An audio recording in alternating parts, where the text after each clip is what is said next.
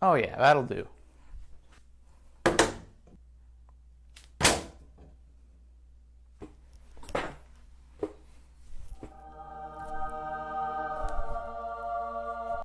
What do you think? Got ourselves a set now, kinda. A table. Got ourselves the book. That's all good. And we got a laptop. Wow. Almost looking professional now. Moving up in the world, one by one, I reckon. Hey, Randy Joe here, and this is 1001 Reviews, where I'll be reviewing every album from the 1001 albums to listen to before you die. And today we are looking at Portishead's 2008 album, Third. Portishead's Third was released in 2008 under the Island label, produced by Portishead themselves with art direction by Mark Besant, with nationality UK, running time of 49 minutes and 16 seconds. Going into this album, I was not at all excited, to be completely honest, as I am not a huge fan of Portishead in general. Back when I first heard Dummy, sometime last year I listened to it, I didn't understand the appeal at all, and I thought trip hop was just something that wasn't maybe for me, and I kind of was just turned off by them as a whole after hearing Dummy. I didn't really understand the overwhelming love and support they got. So going into Third, I was a little skeptical and a little uneasy, as I didn't want to piss off an entire fan base right away. However, I will say that Third was a huge breath of fresh air and was way better and way more unexpected than I was anticipating. Because here, Portishead ventures away from their trip-hop roots and instead goes more towards being experimental rock and sample-based music, blending so many different samples to create these abrasive, loud, and cinematic landscapes that even something like Radiohead would be jealous of. If I were to compare this album to anything, I would actually compare it to Radiohead's Kid A, as it feels like such a leap in style and sound for the band, just as Kid A was for Radiohead, and has very similar musical landscapes as Kid A. However, this doesn't feel like just a cheap imitation of that. This feels very much like Portishead's own unique transformation. The first song, Silence, is a great idea of what you can expect from this album, as it has a constant berating drum hitting the listener, as well as string arrangements that sound very beautiful and cinematic, paired with the drumming that's just constantly hitting and continually building up. This instrumental is soon joined by Beth Gibbons' voice, which sings very beautifully and very angelically, as she normally does on most of the Portishead discography. This track continues to build and grow until at the very end of the track, once Gibbons has eased off of her singing and the instrumentals have taken over and enveloped the song, it suddenly and very abruptly cuts off. So much so that when I first heard it, I thought maybe I accidentally hit skip, or maybe there was an issue with Spotify itself. But no, it was very much a planned moment in the song where it just abruptly ends, sort of like a guillotine just cutting off, and kind of hints towards the title of the track, Silence. Kind of makes sense. With Nylon Smile, we get this consistent beeping noise that becomes very rampant and builds up before easing off. It does this multiple times throughout the song, kind of easing off and on, sort of like a plane going over, you know? There's a single note plucking of a guitar and drumming that also plays in the background of this track, with Beth Gibbons once again being as dramatic and as angelic as she possibly can on this one, singing her heart out. Perhaps what I like most about this song is the way it ends, because its ending is less of an ending and more of just a transition into the next song, which is titled The Rip. The transition is so smooth and so well done that you don't even really realize it has completely gone onto another song. And for me, when I heard that, I was completely taken aback and shocked at just how beautifully well done this transition was from one song to the next. It almost feels like these two songs parallel one another while at the same time combine with one another. And it's interesting because The Rip is one of the most comfortable songs on this album, Rather than feeling less confident in her voice, Beth Gibbons here is more confident than ever and less fragile with her tone. The instrumental as well gets very carried away in this one and feels more than ever, maybe on this entire album, very Radiohead-esque. So if you're a fan of Radiohead, this sort of instrumental and this sort of song in general is definitely going to be something for you.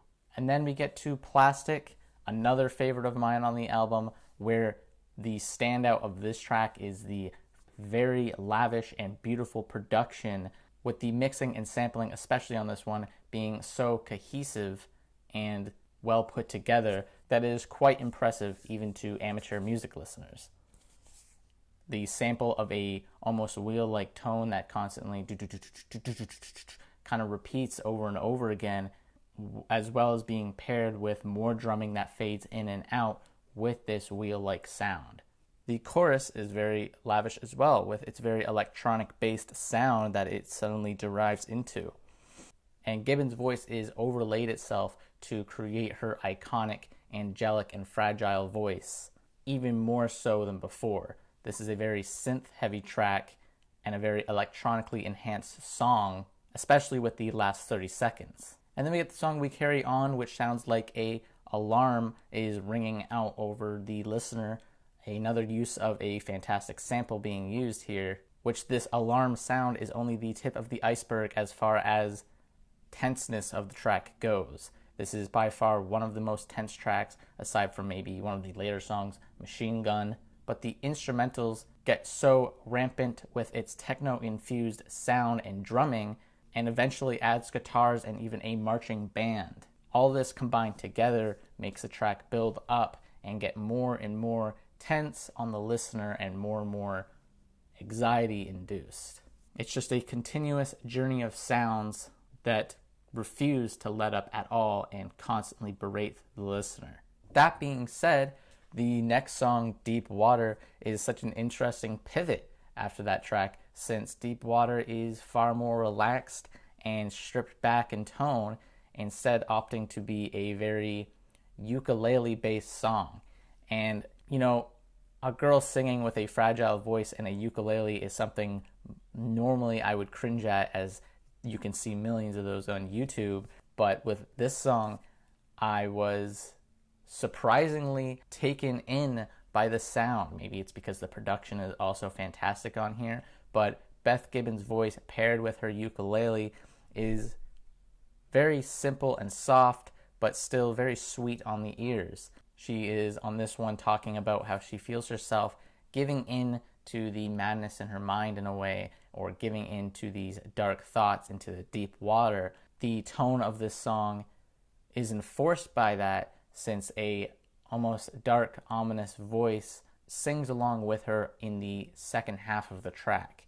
It is almost persuading her to fall into the deep waters and be taken in.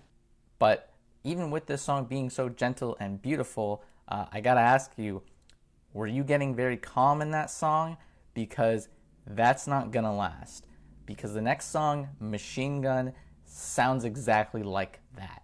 It's a machine gun of sound. There's a sample constantly hitting you, which this sample almost sounds like that of a machine gun, with its repetitive hitting you on and on and on again, very abrasive and loud after the very simple and soft last track, Deep Water. This machine gun sample only continues to ramp up as the track goes, and getting more violent and more echoey and metallic in sound, and gets to the point where it's just shifting its sound sonically so much. It starts off as a simple machine gun sample, but then gets to the point where it is so distorted and echoey and metallic that all that you hear is this sound.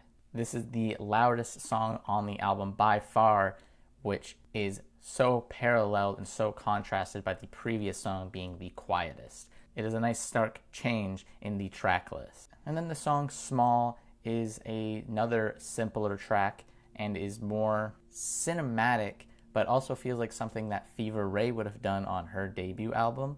Gibbons' vocals on this one especially sounding that of Fever Ray. It's very cinematic and warm and luscious with its production, and an overall very moody track. And then with the song Magic Doors, we only continue to improve the album with yet again another fantastic song. So far this album has been just so smooth with its transitions from song to song, and Magic Doors is no exception to the rule, as this time around we get very erratic drumming. It is not as easy to follow. In fact, it is very hard to follow. It's jumping around from here to there and shifting up its style constantly.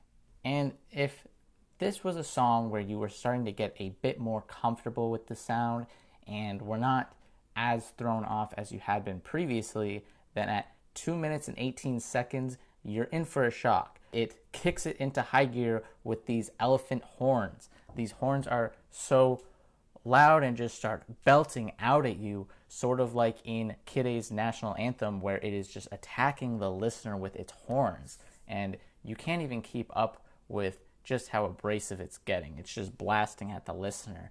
But it is overall very enjoyable, even to the point where when it is screeching with its horns, it is still so nice on the ears because the production is so crisp and so clean. It's amazing just how enjoyable this abrasiveness can be. The pianos and the drumming completely get overthrown and taken away when these elephant loud screeching horns take over. And then with the final song, Threads, we get maybe the most Portishead-like song of the album, as this one goes a bit more back to the trip-hop roots and goes a lot more cinematic than any other one on here. Even with the rest of the songs being as cinematic as they are, this is by far the most cinematic of the bunch. She sings lyrics of fighting with her darkness and fighting with her inner demons, as she does on most of this album, but on this one it is done with even more grace than ever before. And the chorus is her just accepting this madness and just going straight into it. The ending of this song, and therefore the ending of this album, cuts away into a very loud siren. A siren like something that you would hear from like an air raid, for example. As the madness envelops her, this siren takes over.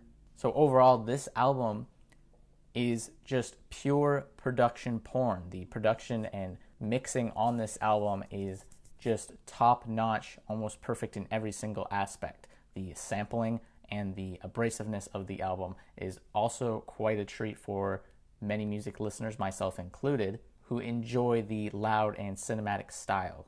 The soft rating comes in at a 9.8 out of 10. That is my overall enjoyment of the album. And if I were to adjust the rating and harden the rating, I think this album is nothing but a masterpiece. I don't think there's a single song on here I don't like. I don't skip any of the songs. And overall, I think this is Portishead pushing the envelope and bringing experimental music to the forefront, and more into the mainstream a bit more. Something like, again, Kid A from Radiohead. So I give this a 10 out of 10 hard rating, 9.8 soft. And this is absolutely essential listening. Give this one a listen when you have a chance, because this is something I think is worth the listen at some point, if only to experience very well-produced samples that are mixed wonderfully. That pretty much does it for this review, and we'll see what the next album we are looking at. The next album we are listening to is number 788, which is Nightmare on Wax, Smoker's Delight. That will be released next week on Tuesday, and this Friday we have Ali Farkator's Savain. If you like this video, please hit like, subscribe, and follow along with the channel as I review every single album from 1001 Albums to Listen to Before You Die. This has been Randy Joe, signing off.